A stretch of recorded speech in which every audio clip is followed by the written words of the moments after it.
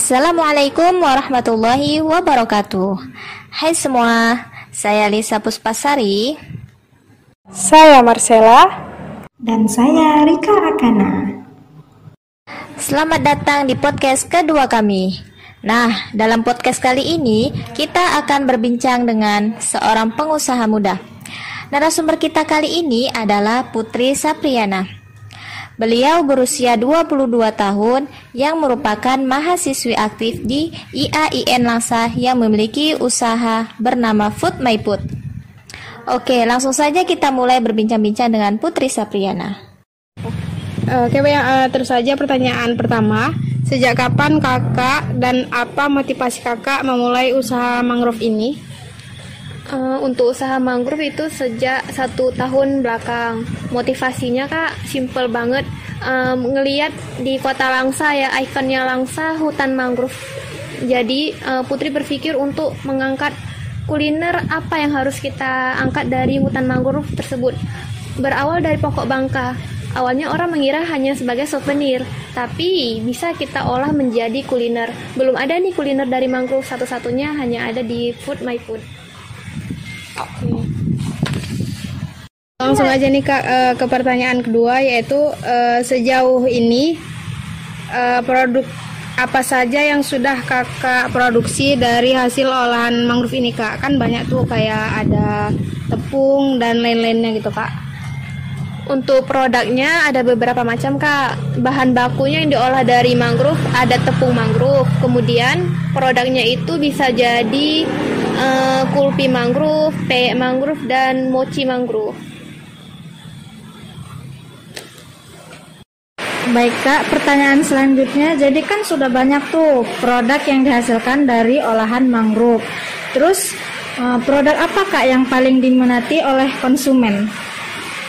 Produk mangrove yang masyarakat paling minati itu pastinya momang ya kak, atau kepanjangannya mochi mangrove. Karena memang mochi mangrove ini cuma ada satu-satunya di tempat Putri.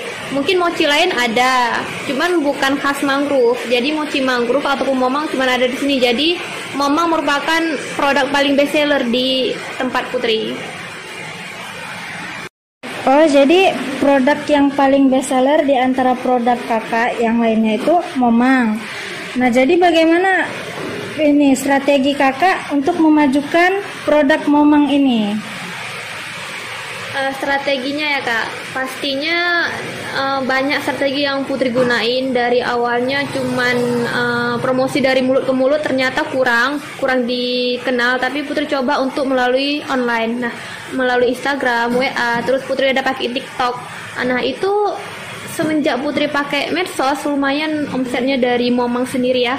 Kemudian Putri selain dari media sosial, Putri juga ngadain diskon besar-besaran untuk memang pembelian lebih dari 5 itu diadakan free ongkir, kemudian free 1 box.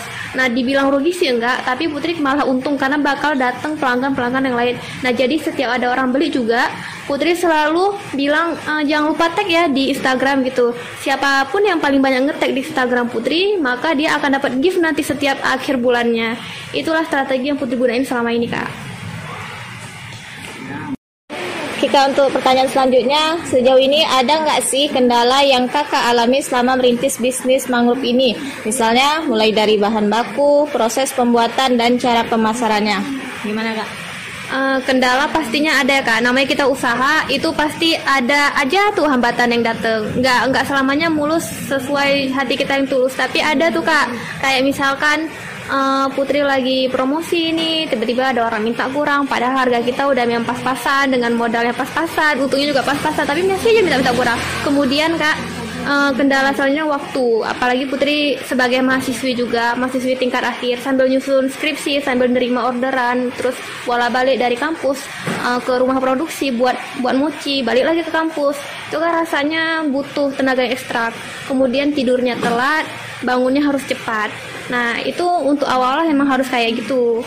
Nanti insya Allah kalau udah tamat kuliah kita bisa free time dengan waktu. Kemudian kendala selanjutnya kak, bahan bakunya itu susah didapatkan, apalagi kita berkolaborasi dengan orang tambak. Orang tambak kan orang tua gitu ya Kak. Jadi dia kalau udah ke tambak nih nggak ada sinyal, susah dihubungi. Nah kita perlu bahan baku secepat mungkin. Jadi mau nggak mau Putri harus terjun langsung ke lapangan, naik boat nih menelusuri hutan mangrove. Jadi agak merelakan, kita udah capek-capek pakai skincare segala macam, tiba-tiba udah hitam lagi. Itu juga termasuk kendala Kak.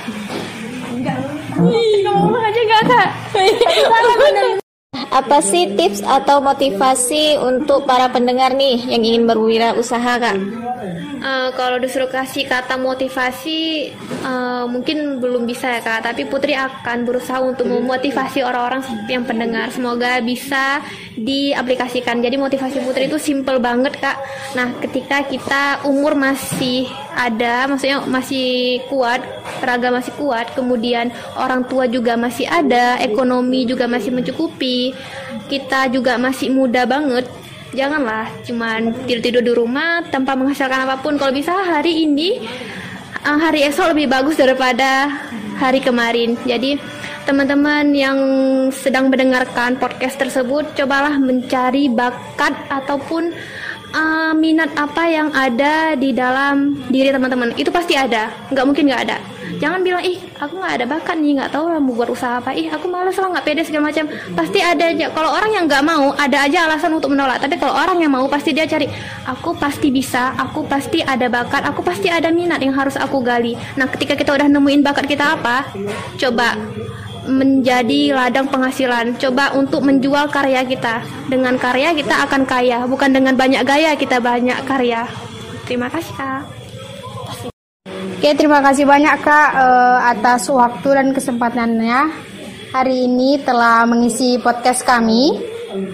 Semoga kedepannya usaha Kakak semakin maju, Amin, amin ya Rabbal semakin Alamin. berkembang, dan juga bisa memperkenalkan produk-produk khas Kota Langsa ini ke luar daerah sampai ke mancanegara. Mudah-mudahan. Amin ya Rabbal Alamin. Semoga Kakak juga demikian. Semangat untuk semuanya. Oke, teman-teman. Baiklah, assalamualaikum warahmatullahi wabarakatuh.